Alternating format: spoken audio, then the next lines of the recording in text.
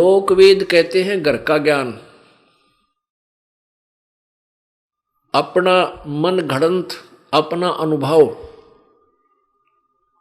उसे लोकवेद कहते हैं। सुनाया ज्ञान, अक्षेत्रीय ज्ञान, उसको लोकवेद कहते हैं। उस लोकवेद के आधार से परमात्मा निराकार बताया हुआ होता है, जिस कारण से परमात्मा को पहचानने में हम अभी तक धोखा खाते रहे। पुण्यात्माओं, परमात्मा के विषय में जिस भी ऋषि संत महात्मा ने ज्ञान बताने की चेष्टा की है, उन्होंने यही कहा है कि ये ज्ञान जो मैं सुना रहा हूं ये वेदों से है, या पवित्र गीता जी से है, या पवित्र पुराणों से है। तो हम यही सोचते रहे कि वेदों में परमात्मा निराकार ही लिखा होगा, क्योंकि जो गुरुजी थे हमारे वो संस्कृत जानते थे, संस्कृत भाषा के ज्ञाता थे, और सभी पवित्र सदग्रंथ, पवित्र चारों वेद, पवित्र श्रीमद् भगवत गीता जी, पवित्र 18 पुराण, ये संस्कृत भाषा में ही लिपिबद्ध थे। और जो व्यक्ति संस्कृत भाषा बोलता है, जानता है, पढ़ सकता है, और वो फिर कहता है कि मैंने वेदों को पढ़ा है, गीता जी को पढ़ा है, पुराणों को पढ़ा है, उनमें ऐसा ऐसा लिखा है, तो जन साधारण के लिए ये स्वाभाविक है इस बात को स्वीकार कर लेना कि जो संत बता रहा है, टीचर बता रहा है, ये सत्य है। तो उन अज्ञानी ऋषि संतों ने केवल लोकवेद सुनाया, वेदों और गीता और पवित्र पुराणों का ज्ञान उनकी समझ में नहीं आया। उस लोकवेद के आधार से हमें वो बताते रहे परमात्मा निराकार है। जैसे कोई भगवान श्री विष्णु जी के उपासक है, भगवान शिव जी का उपासक है, और उसने साकार मूर्ति बनाई हुई है भगवान विष्णु की, शिव जी की, उसकी पूजा करता है। और फिर उससे कोई पूछता है कि भगवान कैसा है, आप साधना करते हो, क्या आपको परमात्मा के दर्शन होते हैं? नहीं, परमात्मा तो निराकार है, केवल उसका प्रकाश देखा जा सकता समाधि में। तो इस तरह के लोकवेद से पूरा समाज ओत-प्रोत था। और साथ में ये ऋषिजन कहा करते कि वेदों में परमात्मा निराकार कहा है, तो हमने ये पक्का मान लिया जब वेदों में निराकार लिखा है तो भगवान सचमुच निराकार है। अब जैसे पवित्र हिंदू समाज के गुरुजी पवित्र पुराणों और पवित्र वेदों की ही आड़ लेकर और पवित्र श्रीमद् भगवत गीता जी की आड़ लेकर ज्ञान सुनाया करते थे, तो हमने यही मान लिया था ये जो बता रहे हैं सत्य कह रहे हैं, क्योंकि ये संस्कृत जानते हैं और ये कहते हैं हमने वेदों, गीता और पुराणों को पढ़ा है। तो फिर हमारे अंदर फिर शंका का सवाल ही उत्पन्न नहीं होता, प्रश्न नहीं उठता कि भगवान के विषय में कोई शंका उत्पन्न हो कि वो साकार है।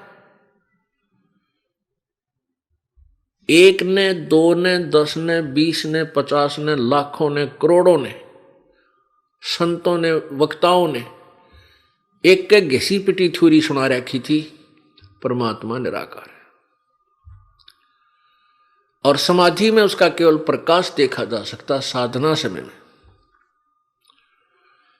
ये तो सिद्धांत था पवित्र हिंदू धर्म का।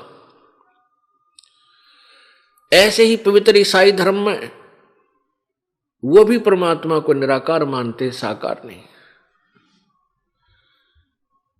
किसी ईसाई से पूछा जाए कि परमात्मा कैसा है, साकार है व निराकार, वो कहता है गॉड इज फॉर्मलेस, परमात्मा निराकार है, उसका कोई आकार नहीं है। पवित्र मुसलमान धर्म के अंदर यदि इसमें यही थ्योरी है कि परमात्मा निराकार है, बेचून है,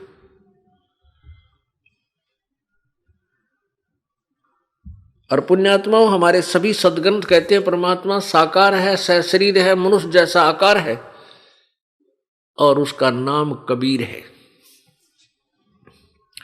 और फिर जिन पुण्यात्माओं को परमात्मा प्राप्ति हुई उन्होंने भी परमात्मा को साकार बताया। एक देशीय बताया है, एक स्थान पर सतलोक के अंदर विराजमान है। पुण्यात्माओं ये ऐसा कारण क्यों है? क्योंकि काल भगवान नहीं चाहता कि इस मनुष्य को, इस प्राणी को परमात्मा के वास्तविक अस्तित्व का ज्ञान हो, परमात्मा की वास्तविक स्थिति से ये परिचित हो। इसलिए इसने सभी समाज को भ्रमित कर दिया और लोक वेद के ऊपर आधारित कर दिया। परमेश्वर कबीर जी स्वयं आकर के अपनी महिमा आप बताते हैं, और आप ही वो दास बनते हैं, आप ही वो मालिक हैं, कुल सृजनहार हैं, और स्वयं ही वो तत्वदर्शी संत की भूमिका करने आते हैं, और स्वयं ही वो एक नेक नागरिक होते हैं, स्वयं ही एक नेक शिष्य की भूमिका करते हैं, और स्वयं ही एक वास्तविक दास की भूमिका करते हैं। आप पे आरती, आप पे साजे, आप पे किंगर, आप पे बाजे, आप पे ताल झां जनकारा, आप नचे आप देखनारा। कहे कबीर ऐसी आरती गाऊं, आपा मध्य आप समाऊं। तो उस परमेश्वर ने आकर बताया है कि ये जो भोली आत्मा है, तत्व ज्ञान से अपरिचित हैं, इन नकली ऋषियों और गुरुओं के ज्ञान के आधार से वो साधना शास्त्र विरुद्ध कर रहे हैं, उनकी ऐसी स्थिति है। पीछे लग गया जाऊं था मैं लोक वेद के साथ, रस्ते में सतगुरु मिले भाई दीपक दे दिया हाथ। लोक वेद होता है सुना सुना ज्ञान। जैसे हम पवित्र हिंदू धर्म में जन्म होने के कारण राम कृष्ण की पूजा करते थे, कोई हनुमान जी की पूजा, कोई बाबा श्याम जी की पूजा की, देवी की पूजा, कोई भैरव भूत बैतालों की पूजाएं, कई तीर्थों पे कई मंदिरों में जाते थे।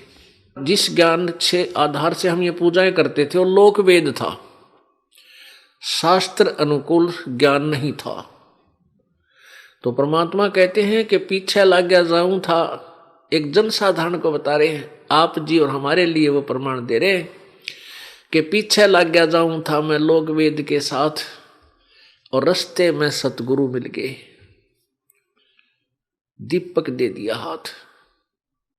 सतगुरु तत्वदर्शी संत, सच्चा गुरु, सतगुरु माने सच्चा गुरु, पूर्ण संत मिल गए। तो उन्होंने तत्व ज्ञान रूपी टॉर्च, तत्व ज्ञान रूपी ये दीपक हमें दे दिया। हम उस तत्व ज्ञान, वास्तविक ज्ञान, शास्त्र अनुकूल ज्ञान के आधार से अब इसकी रोशनी में अब हम शास्त्र अनुकूल साधना कर रहे हैं। हम मनमाना आचरण नहीं कर रहे। तो परमात्मा हमें बता रहे हैं कि जब तुम्हें संत मिल जाएंगे फिर तुम्हारी ये लोक वेद की धारणा छूट जाएगी।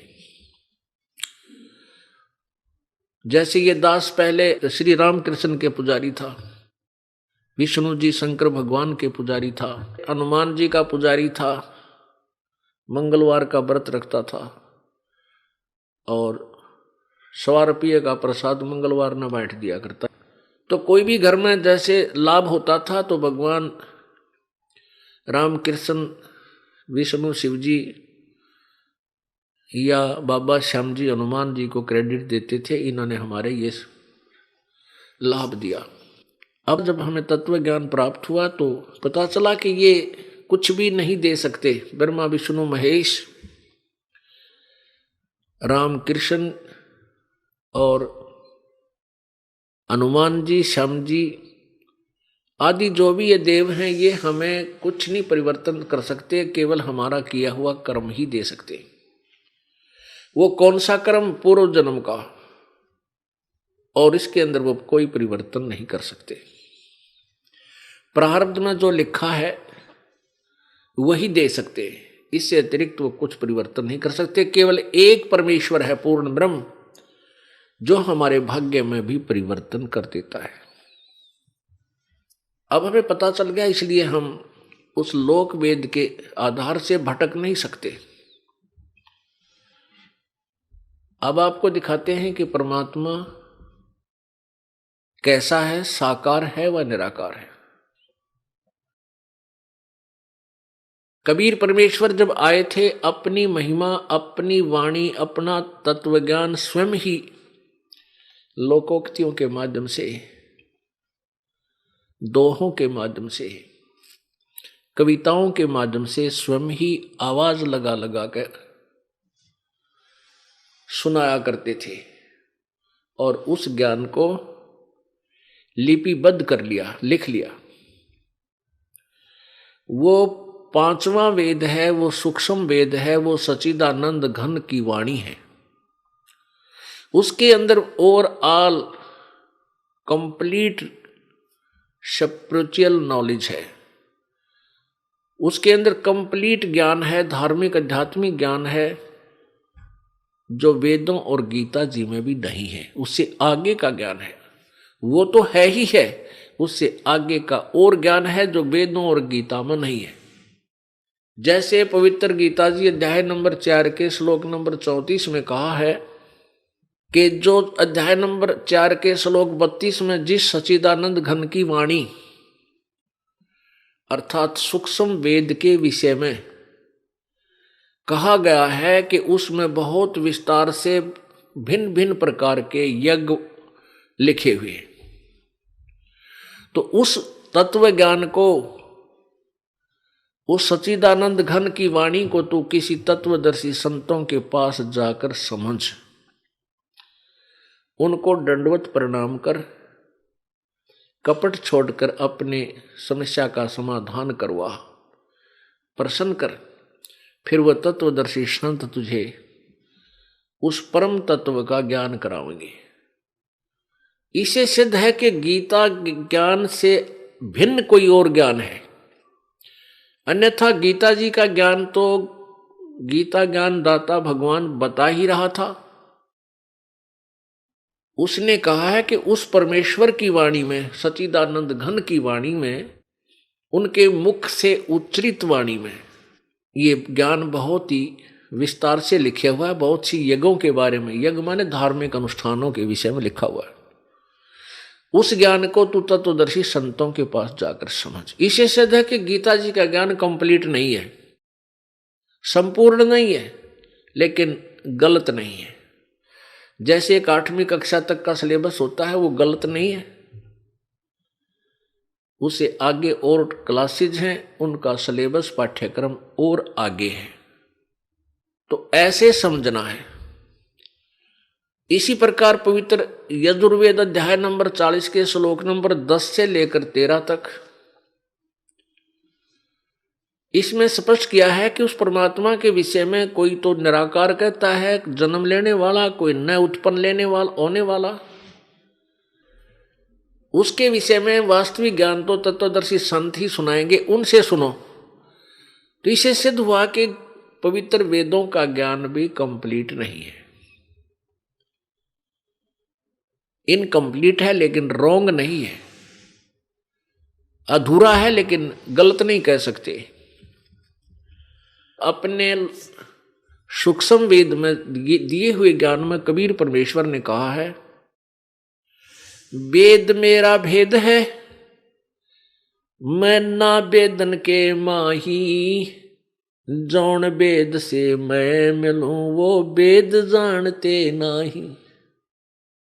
ये चारों वेद, ऋग्वेद, यजुर्वेद, सामवेद और अथर्ववेद, ये चारों वेद मेरी ही महिमा सुना रहे हैं, लेकिन इन चारों वेदों में वर्णित विधि से मेरी प्राप्ति नहीं हो सकती, क्योंकि पवित्र गीता जी अध्याय नंबर 8 के श्लोक नंबर 13 में गीता ज्ञानदाता ब्रह्म ज्योति निरंजन ये काल श्री कृष्ण जी में प्रवेश करके बोल रहा है, कह रहा है कि मेरा तो एक ओम मंत्र है। ओम इति एकाक्षरम ब्रह्म व्यवहारन माम अनुशमरन ये प्रयाति तजम देहम स याति परमाम गतिम। मेरा एक ओम नाम है, मुझ ब्रह्म का एक ओम नाम है, एक ओम अक्षर, एक अक्षर ओम, बस यही एक मंत्र है। इसका जो अंतिम श्वास तक सिमरण करता है वो परम गति को प्राप्त होता है। अपने सतर की उपलब्धि बता रहा है कि मेरे सतर की उपलब्धि तो इस ओम नाम से होगी। गीता जी अध्याय नंबर 8 के श्लोक नंबर 5 और 7 में गीता ज्ञानदाता कहता है, अर्जुन तो मेरी भक्ति कर, मुझ में मन वाला हो, मुझे ही प्राप्त होगा, और युद्ध भी कर। फिर गीता जी अध्याय नंबर 8 के ही श्लोक नंबर 8, 9, 10 में किसी अन्य सच्चिदानंद घन परमात्मा के विषय में कहा कि उसकी भक्ति करेगा तो उसको प्राप्त होगा। वो सच्चिदानंद घन यानी परम अक्षर ब्रह्म परम द्यू पुरुष वो कौन है? गीता जी अध्याय नंबर 7 के श्लोक नंबर 29 में गीता ज्ञानदाता ने कहा कि अर्जुन, जिस व्यक्ति को तत्ब्रह्म के विषय में जानकारी होगी और संपूर्ण अध्यात्म ज्ञान के विषय में जो समझ लेगा तत्वदर्शी संतों से ज्ञान समझकर, उसके पश्चात वो व्यक्ति केवल जरा मरण से छूटने का ही प्रयत्न करते हैं। जरा माने बुढ़ापा, मरण माने मृत्यु। पुण्यात्माओं, इस मनुष्य शरीर के सबसे बड़े 2 दुश्मन हैं, एक तो बुढ़ापा और एक या मृत्यु। और ये दोनों कंपलसरी, ये दोनों दुख त्यार धरे अपने सबके साथ होंगे। लेकिन तत्व ज्ञान के आधार से ये पता चल जाता है कि एक ऐसा स्थान है जहां जाने के बाद फिर ये जन्म मृत्यु कभी नहीं होती, और वहां ऐसा ही आपका वहां पर ऐसा ही निवास होगा।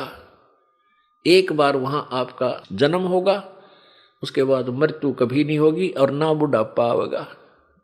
तो वो व्यक्ति केवल जरा मरण से छूटने का ही प्रयत्न करते हैं, इस काल के लोक की किसी वस्तु की इच्छा नहीं करते।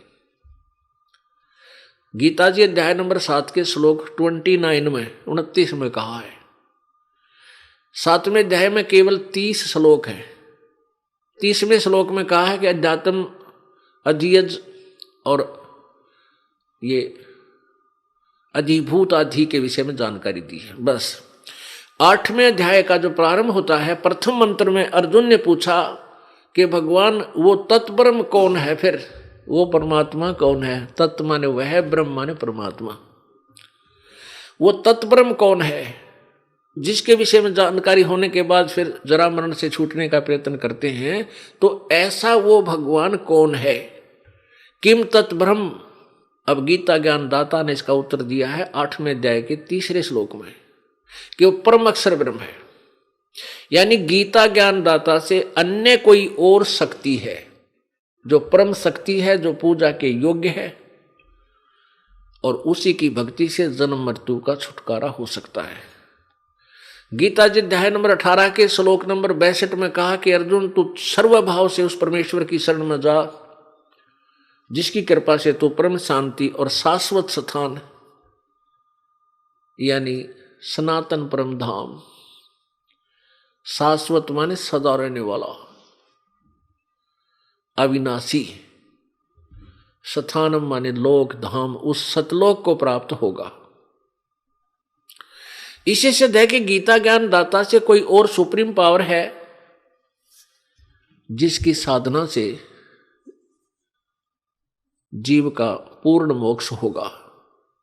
गीता जी अध्याय नंबर 15 के श्लोक नंबर 1 में तत्वदर्शी संत की पहचान बताई है कि इस उल्टे लटके हुए संसार रूपी वृक्ष के सभी पार्ट्स के बारे में, सभी हिस्सों के बारे में, सभी भागों के बारे में, तना कौन है, जड़ कौन है, डार कौन है, टहनी क्या है, पत्ते क्या है, इसके विषय में जो संत बताएगा वो तत्वदर्शी संत होगा। फिर 15वें अध्याय के 4 श्लोक में कहा कि उस तत्वदर्शी संत के प्राप्ति के पश्चात उस परमेश्वर के परम पद की खोज करनी चाहिए, जहां जाने के बाद जीव फिर लौटकर संसार में कभी नहीं आते, अर्थात वो पूर्ण मोक्ष प्राप्त करते हैं। और जिस परमेश्वर ने सब ब्रह्मांडों की रचना की है, तो इसे सिद्ध है कि गीता ज्ञान दाता से कोई और है सर्वशक्तिमान सर्वसृजनहार। ये पवित्र गीता जी हमें बता रही है। तो जैसे गीता जी अध्याय नंबर 8 के श्लोक नंबर 13 में गीता ज्ञान दाता ने अपने विषय में बताया कि मेरी भक्ति करनी है तो मुझे प्राप्त होगा, उसका ओम मंत्र है, और मेरे वाली परम गति को प्राप्त होगा। अपनी परम गति को 7वें अध्याय के 18वें श्लोक में गीता ज्ञान दाता कहता है कि मेरी गति भी अनुत्तम है।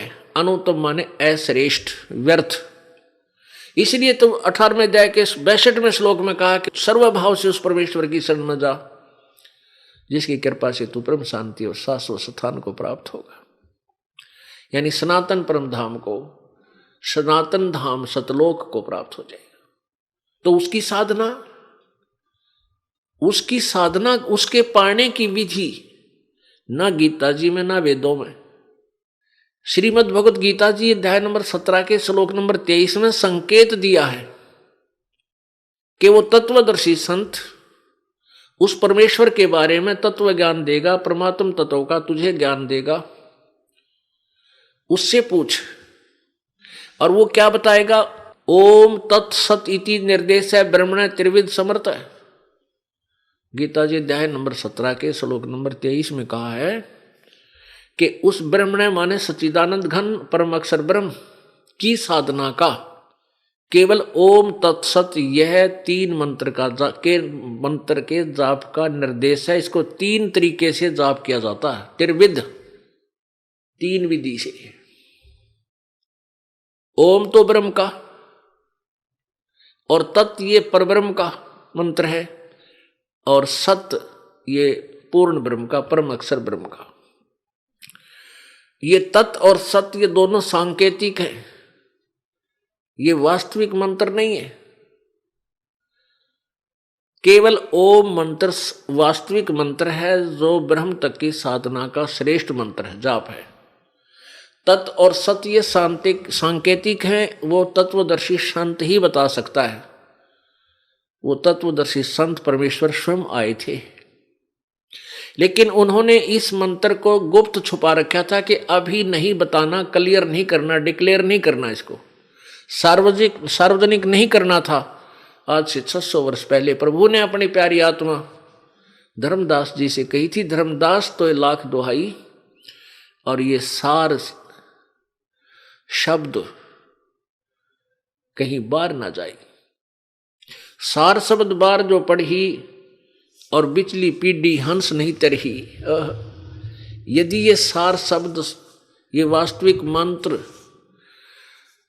यदि किसी अज्ञानी संतों ऋषियों के हाथों पड़ गया तो वो नकली भी यही नाम दे रहे होंगे, और बिचली पीढ़ी जो अब वर्तमान का समय जो शिक्षित वर्ग है, इसको परमात्मा ने बिचली पीढ़ी की संज्ञा दी है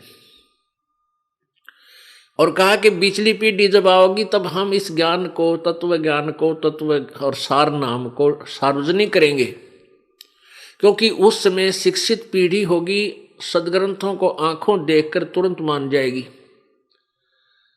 फिर वो नकली गुरुओं और संतों के बहकावे में नहीं आएगी। वो पुण्यात्मा ऐसे पार करनी है। और यदि नकली संतों को पता लग गया इस वास्तविक मंत्र का, तो ये पहले से ही काल प्रेरणा से इन मंत्रों का जाप अपने अनुयायियों को देते हुए मिलेंगे, तो फिर हम भिन्नता नहीं कर पाएंगे। तो पुण्यात्माओं, ये मंत्र का जाप ना किसी और पंथ में, ना धन धन सतगुरु में, ना राधा स्वामी वाले दो रहे, वो भी नहीं देते, ना निरंकारियों के पास, ना इस संसार देश वालों के पास, किसी के पास पृथ्वी पर नहीं है। ये केवल इस दास के, ना इन कबीर पंथियों के पास, जो कबीर पंथी कहलाते हैं और दामा खेड़ा तक और काशी धाम के रहने वाले उनके पास भी किसी के पास ये मंत्र नहीं है। तो परमात्मा ने इसको गुप्त रखा था और इस ज्ञान को, इस मूल ज्ञान को, इस तत्व ज्ञान को भी गुप्त रखा हुआ था। धर्मदास तो ये लाख दुहाई, ये तत्व ज्ञान, ये मूल ज्ञान कहीं बार ना जाई। मूल ज्ञान बार जो परही, बिचली पीढ़ी हंस नी तरही। मूल ज्ञान तब तक छुपाई जब तक द्वादश पंथ ना मिट जाई। परमात्मा ने कहा था इस मूल ज्ञान को, यथार्थ ज्ञान को, वेदों में क्या लिखा है, वेदों और गीता जी में क्या लिखा, पुराणों में क्या लिखा, कुरान में क्या लिखा, बाइबल में क्या लिखा है, और ये लोक वेद के ढिंढोरा पीटनी क्या बताते हैं कि अभी इसको छुपा के रखना, और जब तक ये 12 पंथ ना मिट लेंगे तब तक इसको सार्वजनिक नहीं करना। अब पुण्यात्माओं ये सभी मिट गए, 12 जितने भी 12 के नरे पंथ हो गए। अब इनमें जो ज्ञान है, जो ये साधना बताते हैं, उनकी इन्होंने पुस्तकें बनाकर और भगत समाज में थोक के भाव से सेल कर रखी है और वो हमने खरीद रखी है। उनको पढ़ा इस दास ने और मिलाया अपने परमात्मा के तत्व ज्ञान से। किसी के अंदर भी वो तत्व ज्ञान और ना ही यथार्थ मंत्र पाया, और यही ढंडोरा पीट दिया इस दास ने कि जितने भी पृथ्वी पर आज पंथ और संत हैं, ये शास्त्र विधि त्याग कर मनमाना आचरण जनता से करवा रहे हैं। ये शास्त्र विरुद्ध साधना कर और करवा रहे हैं। गीता जी अध्याय नंबर 16 के श्लोक नंबर 23 में कहा कि शास्त्र विधि को त्याग कर जो मनमाना आचरण, मनमानी पूजाएं करते हैं, उनको न तो कोई सुख हो, ना उनकी कोई सिद्धि प्राप्त हो उनको, और न ही उनकी गति हो। इन 3 चीजों के लिए ही हम भक्ति करते हैं।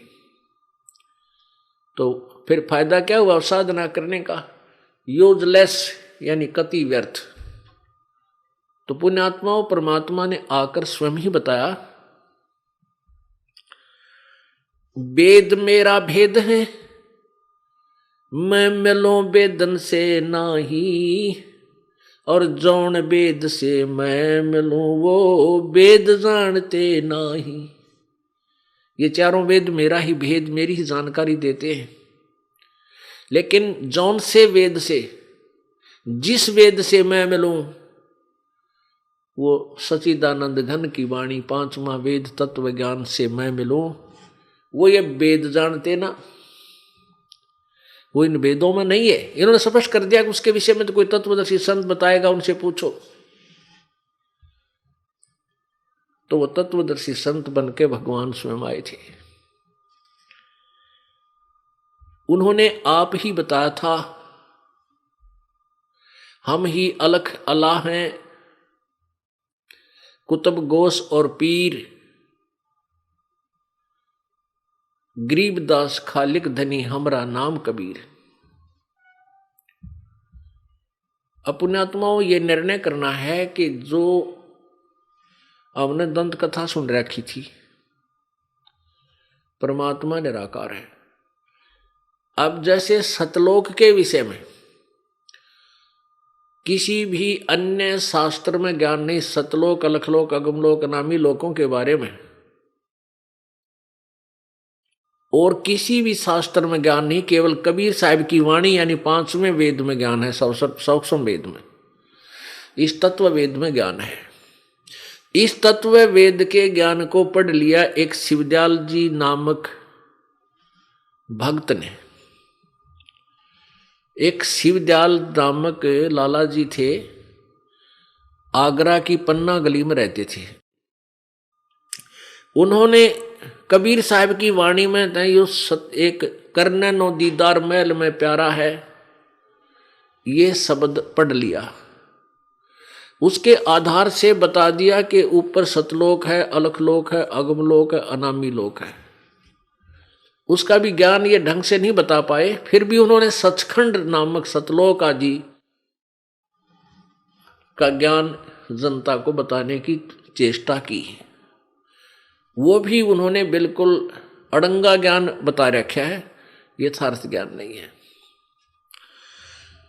तो इन्होंने राधा स्वामी पंथ वालों ने सतलोक का ठेका ले रखा, सचखंड का, कि हम सतलोक पहुंचा देंगे। तो कौन सी साधना देते हैं? वो 5 नाम। वो 5 नाम कौन है? ओंकार, ज्योति निरंजन, निरंकार और सोहम और सतनाम। ये 5 नाम राधा स्वामी पंथ वाले देते हैं। ये भी 3 नाम नहीं है, ये भी वो मंत्र नहीं है। इसे सिद्ध है कि पूरा राधा स्वामी पंथ यूजलेस साधना कर रहा है। ऐसे धन धन सतगुरु वाले, सच्चा सौदा सिरसा में, जगमाल वाली वाले, ये 3 नाम देते हैं। इस राधा स्वामी पंथ से ही निकले हैं ये। इन्होंने अपने नाम बदल लिए, इन्होंने के नाम रख लिए उपदेश के नाम जाप करने के, सतपुरुष, अकाल मूर्त और शब्द स्वरूपी राम। सतपुरुष, सतपुरुष, शब्द स्वरूपी राम और अकाल मूर्त, ये 3 नाम जाप को देते। ये कोई मंत्र है? वो 3 नाम का जाप है ओम तत्सत। ओम ब्रह्म का जाप है, तत् ये परब्रह्म का, ये सांकेतिक जाप है, और सत्य ये पूर्ण परमात्मा का, ये भी सांकेतिक गुप्त है, जो ये दास बता सकता है। और कोई अधिकारी ही नहीं है। मान ले किसी भक्त ने नाम ले लिया और वो कहीं नाम देने लग जाता है तो वो पाप का भागी है, अपराधी है, परमात्मा उसे माफ नहीं करेगा, क्योंकि अधिकारी नहीं है वो। जैसे कबीर परमेश्वर आए थे, 64 लाख से सोए थे उनके, वो स्वयं ही तत्वदर्शी संत और गुरु की भूमिका कर रहे थे। तो उन्होंने किसी को भी अधिकार नहीं दिया था नाम देने का कि तू नाम दे। कोई भी अन्य अधिकारी नहीं बनाया था कि उपदेश देने का, वो स्वयं ही नाम देते थे। तो इसी प्रकार वर्तमान में इस दास के अतिरिक्त कोई भी अगर ये मंत्र देता है वो अपराधी है, परमात्मा का शत्रु है। वो भोली आत्माओं को गुमराह करके नकली पासपोर्ट बना रहा है, डुप्लीकेट, फर्जी। तो ये फर्जी पासपोर्ट फिर बाद में दुख देंगे, सजा भी होगी, यही रह जाओगे, पार नहीं हो पाओगे। तो वो शत्रु है परमात्मा के बच्चों का, जो धोखा दे रहा है। ऐसे नकली व्यक्तियों से भी आपने सावधान रहना है। अब वास्तविकता ये है कि हम परमात्मा को निराकार मानते रहे, लेकिन परमात्मा साकार है। अब आपको हम प्रमाण देंगे। अब आपको सदग्रंथों से रूबरू कराते हैं। सबसे पहले पवित्र वेदों को लेते हैं कि उसमें परमेश्वर के विषय में क्या जानकारी दी है। वो परमात्मा स्वयं ही आते हैं, अपने तत्व ज्ञान को आप ही बताते हैं।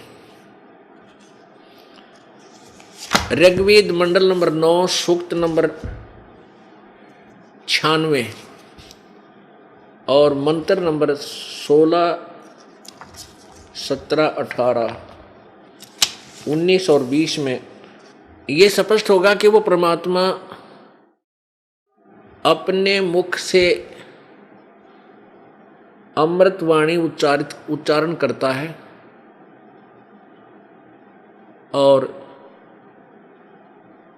वो कवि के नाम से भी प्रसिद्ध हो जाता है, लेकिन वो होता है भगवान ही।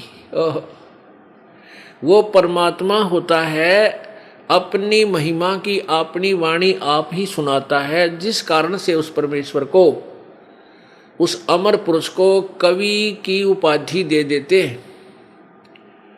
कविताओं के माध्यम से, लोकोक्ति यानी लोकोक्तियों के माध्यम से, दोहों के माध्यम से अपना ज्ञान प्रचार करने के कारण वो प्रसिद्ध कवि की उपमा भी प्राप्त करता, उपाधि प्राप्त करता है।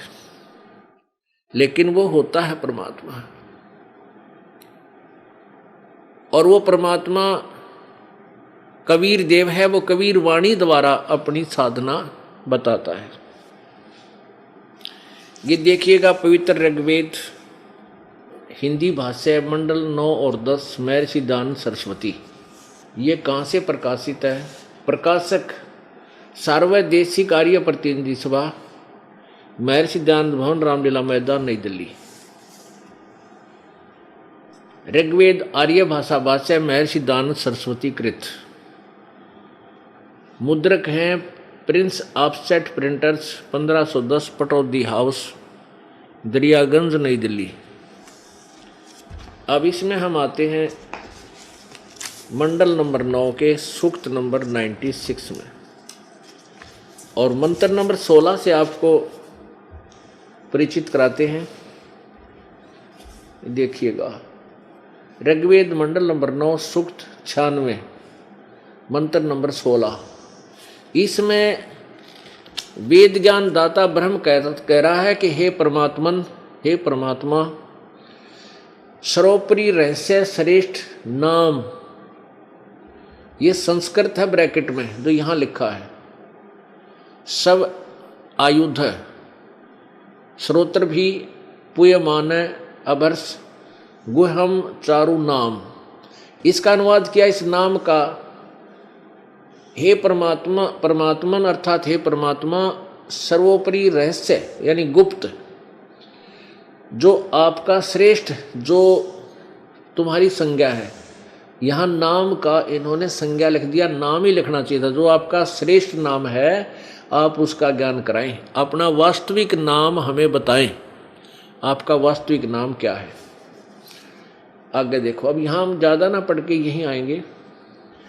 अब 17वें में क्या बताया है, उस परमात्मा का वास्तविक नाम बताया है। शिशु जगानम हर्यतम मर्जंती सुबंती वहीन मरुतो गणेन। ये है कबीर गिरभी, कबीर ऊपर रह लाग रहे हैं छोटे छोटे आद्य रहे ऊपर लगे, कबीर गिरभी कावेना कबीर संत सोम। ये कवि ही कह ले, उसको कबीर बोलो। कवि संत सोम पवित्र अत्यति रेभन। इन्होंने क्या अनुवाद किया है, इससे इसके अनुवाद से आपका विश्वास होगा, फिर ये दास करके दिखाओगा। इसमें लिखा कि शिशुम जगानम, इन्होंने संस्कृत लिखने की चेष्टा की है।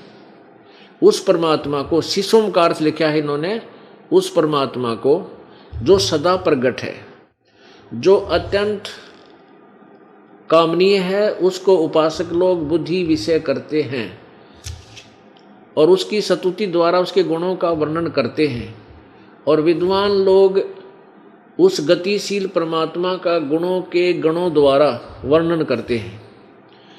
और कवि लोग, इन्होंने इसका अर्थ लिख दिया कवि।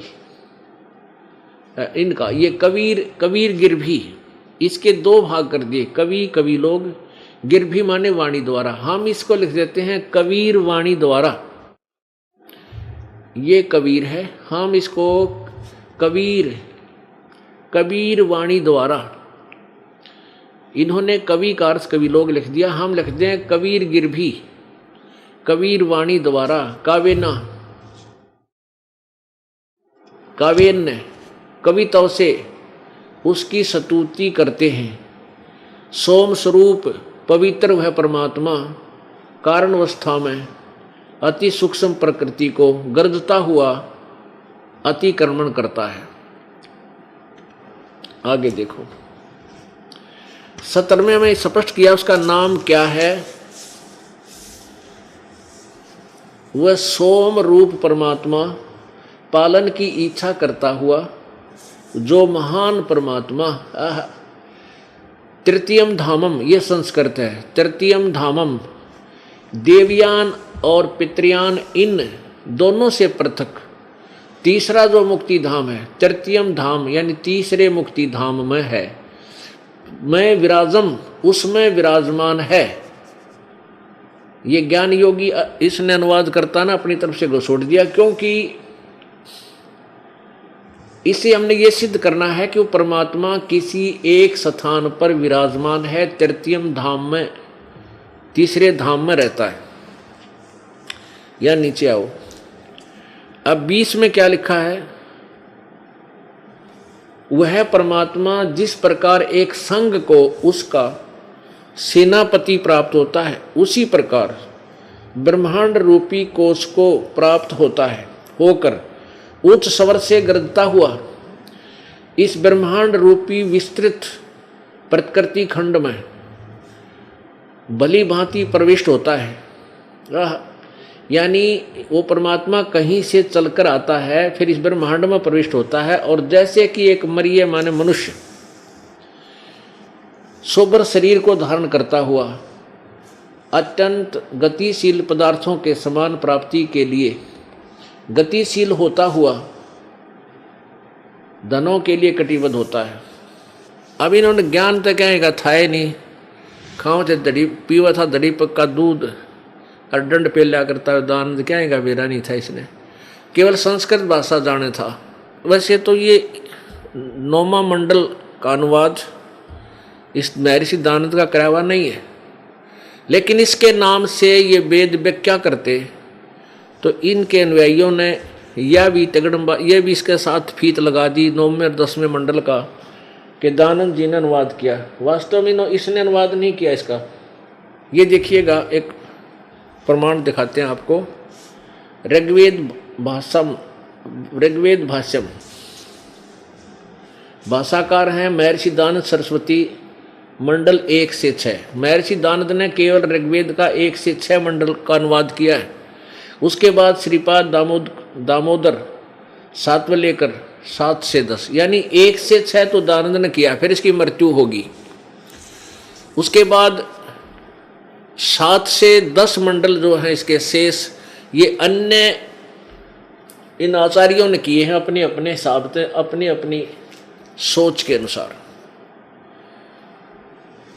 तो कहने का भाव ये है कि इनको ना तो कहने का ज्ञान था और न ही ये भगवान को साकार मानते। वेद में लिखा कि वो परमात्मा तीसरे मुक्ति धाम में विराजमान है और वहां से चलकर गतिशील होकर और एक बहुत बड़े समुदाय को जैसे सेनापति होता है, यानी गुरु रूप में बहुत से बड़े जन समूह का नेतृत्व करता है, और जैसे मनुष्य शरीर धारण करता हुआ है, यानी परमात्मा परमेश्वर कबीर जी का सतलोक के अंदर एक बहुत तेजोमय शरीर है। उसके एक रोमकूप में करोड़ सूर्य करोड़ चंद्रमा दोनों की मिली जुली रोशनी भी फीकी रहे परमात्मा के एक रोमकूप के प्रकाश के सामने। इतना तेज है वहां भगवान का। उस तेज पुंज के शरीर को अन्य वस्त्र धारण करके, अन्य ओवरकोट पहन के, हल्का सुभर यानी हल्के तेज पुंज का शरीर रूप धारण करके वो परमात्मा यहां प्रकट होता है और वो अपनी प्यारी आत्माओं को मिलता है। अब देखो ये सी ऋग्वेद, ये वही ऋग्वेद है, मंडल नंबर 9 और सूक्त नंबर आपको 86 दिखाते हैं। 86 यही ये प्रमाण देता है कि वो परमात्मा अपनी प्यारी आत्माओं को, श्रेष्ठ आत्माओं को आकर के मिलता है। ये देखो ऋग्वेद मंडल नंबर 9 सूक्त नंबर 86 इसके 26 मंत्र में क्या कहा है? यज्ञ करने वाले यजमानों के लिए परमात्मा सब रास्तों को सुगम करता हुआ, उनके विघ्नों को मर्दन करता हुआ, नष्ट करता हुआ, उनको पवित्र करता हुआ और अपने रूप को सरल करता हुआ, अपने वास्तविक रूप को हल्का करता हुआ, वह कांति में परमात्मा। इन्होंने इस कबीर शब्द का कवि सर्वज्ञ कर दिया। कवि का अर्थ सर्वज्ञ नहीं होता, ना कोई कवि सर्वज्ञ हो सकता। विद्युत के समान क्रीड़ा करता हुआ वर्णीय पुरुषों को प्राप्त होता है। वर्णीय यानी श्रेष्ठ भक्तों को आकर मिलता है वो परमात्मा। यजमानों, अब यज्ञ करने वाले यजमानों के लिए यानी साधना करने वाले भक्तों के लिए परमात्मा सब रास्तों को सुगम करता हुआ, उनके सब रास्ते खोलता हुआ, उनके विघ्नों को, संकटों को नष्ट करता हुआ और उन प्यारी आत्माओं को पवित्र करता हुआ और अपने रूप को सरल करता हुआ, तेज पुंज अन्य दे धरकर इस विधम को भेंट ही, वह कांतिमान परमात्मा, वैसे हम इसको कबीर कहें तो अच्छा रहे, विद्युत के समान, यानी जैसे बिजली एक सेकंड में चमक कर नीचे आ जाती है, ऐसे तीव्र गति से वो चलता है क्रीड़ा करता हुआ, और श्रेष्ठ भक्तों को प्राप्त होता है, वर्णीय पुरुषों को प्राप्त होता है, वहां से आकर उनको मिलता है। 27 में ऋग्वेद मंडल नंबर 9 सूक्त नंबर 86 मंत्र 27, प्रेम की वे सैकड़ों धाराएं जो नाना रूप में सतिथि को लाभ कर रही हैं, वे परमात्मा को प्राप्त होती हैं। प्रकाश पुंज परमात्मा को, ओह प्रकाश का समूह परमात्मा को बुद्धि वृत्तियां विषय करती हैं, जो परमात्मा झूलोक के तीसरे पृष्ठ पर विराजमान है। ओहो एक देशीय है। झूलोक माने उस सतलोक के, इस ब्रह्मांड के, झूलोक माने ब्रह्मांड के, जैसे 3 लोक हैं, ब्रह्मलोक, ब्रह्म का लोक, 21 ब्रह्मांड, परब्रह्म के लोक, 7 संख्य ब्रह्मांड, उनसे तीसरे पृष्ठ पर विराजमान। इससे हम ये लेना चाहते हैं कि परमात्मा साकार है और एक स्थान पर रहता है, वह प्रकाश रूप है, यानी बहुत तेजों में शरीर युक्त है। अब ऋग्वेद मंडल नंबर 9 सूक्त नंबर 82 इसके हम आपको 3 श्लोक सुनाते हैं, क्लियर हो जाएगा। देखिएगा, ऋग्वेद मंडल नंबर 9 सूक्त नंबर 82 और मंत्र नंबर 1, जो सर्वोत्पादक प्रभु यानी सबका की उत्पत्ति करने वाला, रचने वाला परमात्मा, प्रकाश रूप, सद्गुणों की वृष्टि करने वाला, पापों के हरण करने वाला, वह राजा के समान, राजेव राजा के समान, राजा के समान दर्शनीय है, साकार है। वह पृथ्वी लोक लोकांतर के चारों ओर शब्दमान हो रहा है। वह वर्णीय पुरुषों को, ओह वर्णीय माने श्रेष्ठ पुरुषों को, जो दृढ़ भक्त हैं यानी सच्चे भक्त हैं, उनको पवित्र करता हुआ प्राप्त होता है, उनको आकर मिलता है वो परमात्मा। जिस प्रकार विद्युत स्नेह वाले स्थानों को आधार बनाकर प्राप्त होता है, यानी वो परमात्मा जैसे बिजली गिरा करे ना अपने हिसाब से, ऐसे ही वो परमात्मा इतनी गति से सतलोक से चल कर आकर अपने भक्तों के पास प्रकट होता है, उनको ज्ञान समझाता है। आगे देखो दूसरा मंत्र, ऋग्वेद मंडल नंबर 9 और सूक्त नंबर 82 का मंत्र अब 2 देखते हैं। हे परमात्मन, उपदेश करने की इच्छा से आप, यानी यहाँ सच्चा ज्ञान देने के लिए आप महापुरुषों को प्राप्त होते हो, अच्छी आत्माओं को आकर मिलते हो, प्राप्त होते हो। आप अत्यंत गतिशील पदार्थ के समान हमारे आध्यात्मिक यज्ञ को प्राप्त होते हो, यानी बहुत तेज चलने की गति से हमारे पास आते हो। आप कबीर हैं, कवि सर्वज्ञ हैं, शुद्ध स्वरूप हैं। हमारे पापों को दूर करके हे सोम आप हमको सुख दें और प्रेम भाव को उत्पन्न करते हुए पवित्रता को उत्पन्न करें। आगे देखो, अब तीसरा मंत्र, पवित्र यज्ञों में रक्षा से आप प्राप्त होते हैं।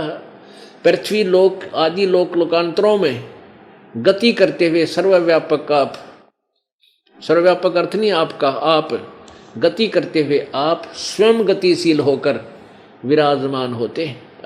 अपने आत्माओं इन्होंने रट्टा ला रखा था, भगवान निराकार है, सर्वव्यापक है, वो कण कण में विद्वान है, कहीं एक देशीय नहीं है। और वे जिसको एक देशीय बता रहे हैं, मनुष्य सदृश बता रहे हैं, वहाँ से साकार बता रहे हैं, वहाँ से चल कर आता है और श्रेष्ठ भक्तों को, यानी विशेष पुण्यात्माओं को, जो उनके खास भक्त होते हैं, उनको मिलता है।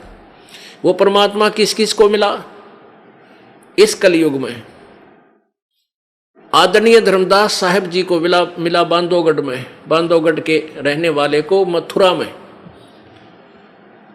और आदरणीय मलुकदास जी को मिला, आदरणीय दादू साहब जी को मिले, आदरणीय गरीबदास साहब जी को मिले, आदरणीय नानक साहब जी को मिले। आदरणीय घीसा साहिब जी को मिले।